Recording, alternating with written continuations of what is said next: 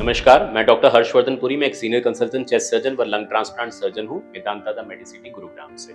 आज जिस फेफड़े की बीमारी की हम बात करेंगे उसको कहते हैं ब्रोंकिएक्टेसिस। ब्रोंकिएक्टेसिस समझाने से पहले मैं फेफड़े की संरचना थोड़ी समझाऊंगा। हमारी मेजर श्वास की नली होती है जिसको कहते हैं ट्रेकिया। ये डिवाइड करती है लेफ्ट ब्रोंकस राइट ब्रोंकस में।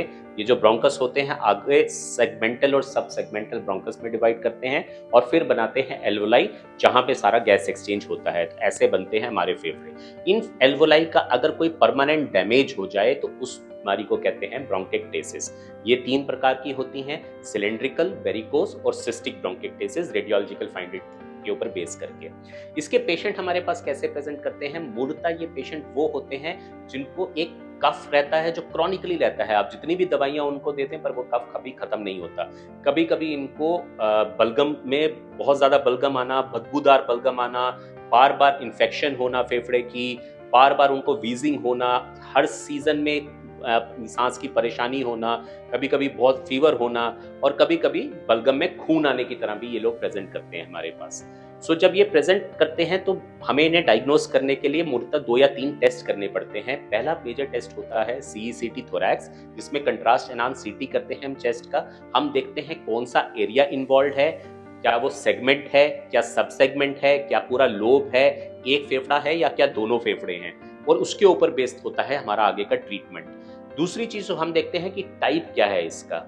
इसको देखने के बाद एक और टेस्ट किया जाता है जिसको कहते हैं ब्रोंकोस्कोपी। ब्रोंकोस्कोपी में मुंह में एक दूरबीन डाल के हम अंदर के फेफड़ों की संरचना देखते हैं और वहीं से थोड़ा सा बलगम ले लिया जाता है, सेंट्रल बलगम, जिसको टेस्टिंग के लिए भेजा जाता है, जिससे हमें पता चलता है कि इसमें कोई सेकेंडरी इन्फेक्शन तो नहीं हुआ और हमें एंटीबायोटिक्स वगैरह चलाने की जरूरत तो नहीं है।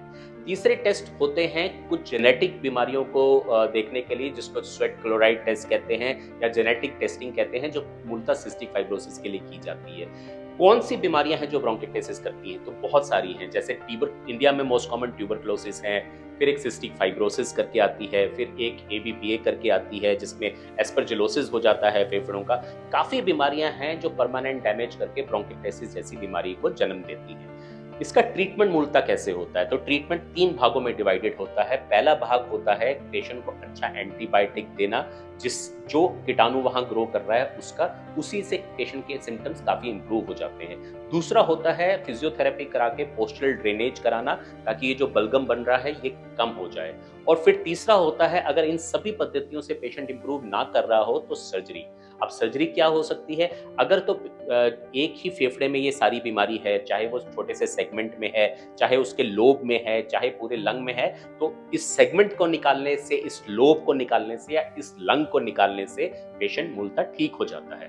अब ये किया कैसे जाता है? हमारे सेंटर में ये सारी सर्जरी जो है वो वैट्स के द्वारा की जाती है, जिसको कहते हैं वीडियो असिस्टेड थोरैसिक सर्जरी, जिसमें 3 छोटे छोटे छेद करके हम ये फेफड़े का वो भाग निकाल देते हैं जो खराब होता है। दूरबीन की सर्जरी होने के कारण पेशेंट बहुत जल्दी इंप्रूव हो जाता है, ठीक हो जाता है और अपनी दिनचर्या में अपने घर वापस जा सकता है। दूसरा प्रॉब्लम होता है, अगर ये दोनों ही फेफड़ों में एक्सटेंसिव हो गया है, बहुत ज्यादा हो गया है, पेशेंट चल नहीं पा रहा, उसको ऑक्सीजन की रिक्वायरमेंट भी हो गई है, ऐसे पेशेंट को पहले एंटीबायोटिक वगैरह खिला के स्टराइल किया जाता है और उसके बाद उसको ऑफर दिया जाता है लंग ट्रांसप्लांट का। लंग ट्रांसप्लांट होता है फेफड़ा प्रत्यारोपण, जिसमें पूरे के पूरे दोनों फेफड़े निकाल के नए फेफड़े लगाए जाते हैं। इसके बारे में मैंने अपने कई वीडियोज में एक्सप्लेन किया है, आप चैनल में जाके वो देख सकते हैं। Thank you.